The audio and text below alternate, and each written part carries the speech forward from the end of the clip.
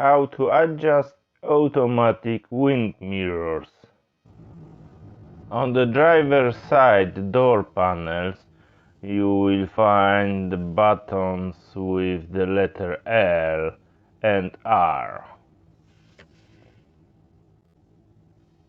and a circle path with 4 directions: up, down, left hand side and right hand side. If you want to adjust the right hand side mirror, just press R.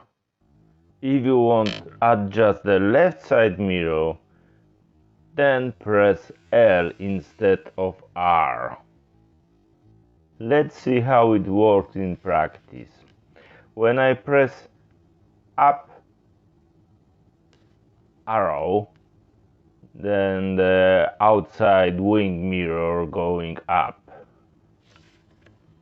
down and going down. And exactly the same with the left side wing mirror and the right side wing mirror.